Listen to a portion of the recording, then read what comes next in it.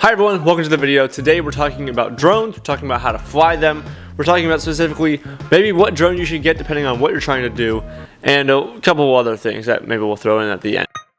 The first thing you need to learn is actually how to fly your drone before you worry about getting any cool shots or making any type of cinematic looking movie footage with it. After that, you're gonna be like, okay, how do you use your remote and how do you get it to do, beautiful stuff like this?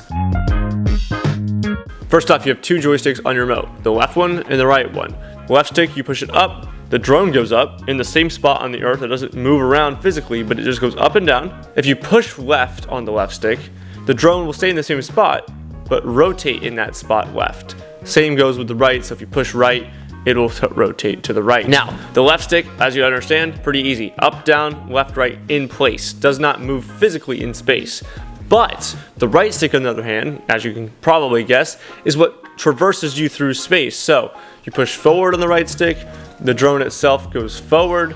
You pull back on the right stick, the drone itself goes back, and left and right as well. So you pull left on the right stick, the drone turns like this, flies left, same with the right. So now you understand that the left stick goes up, down, and spins in the same spots, but the right stick will go forward, back, left, and right physically through space and move from the spot in which you took it off or where you last were. You're probably also wondering, okay, so my drone is obviously cinematography based, meaning I need to control my camera. Well, there's two things about controlling the camera on the drone that might be different than, something else. One, you move the camera independent from the drone itself. So as you can tell, there is a 3-axis gimbal here. You have rotation this way, and back and forth. So with the DJI Mini 2, which is what I'm flying, scroll wheel's up here, and this controls my gimbal's pitch. That's all it does, is up and down.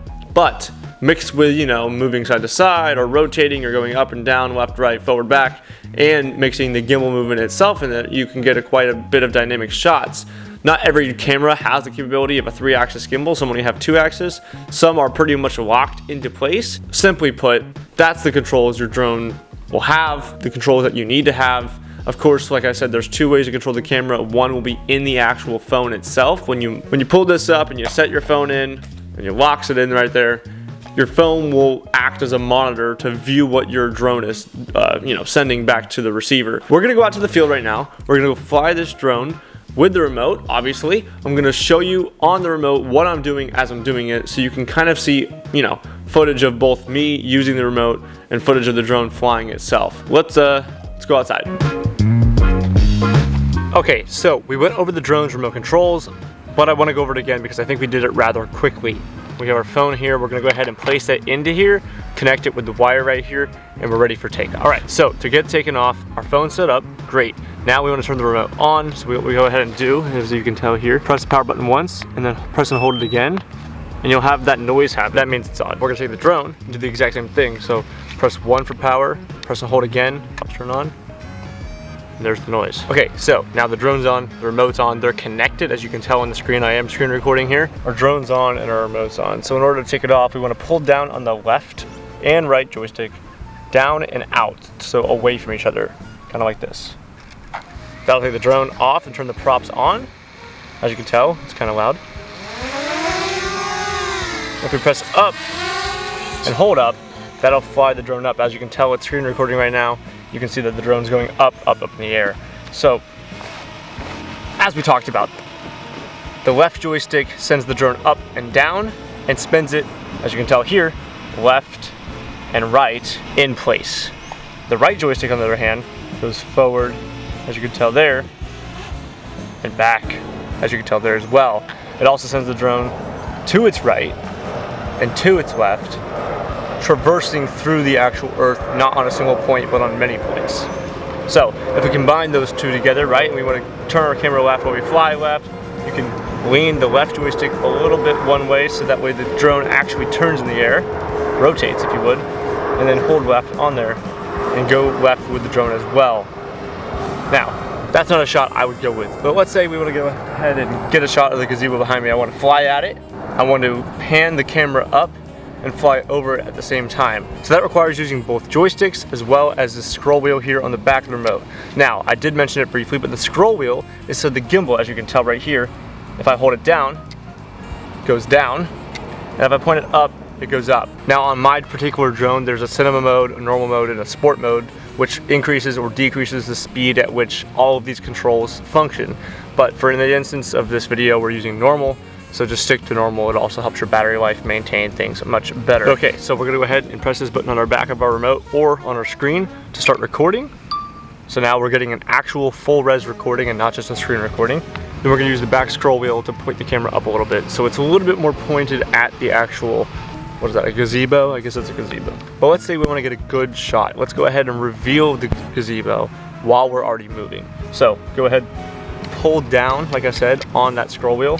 And then we're gonna use the right joystick to fly forward, the left joystick to fly up.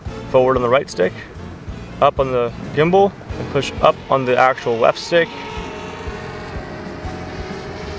And as you can tell, it might not be the best shot, but we kind of did what we talked about wanting to do. Now we can do the same thing by flying backwards and pointing the gimbal down to kind of get the same shot in, but in reverse. Pull back on the right stick, pull down on the gimbal as we move past it.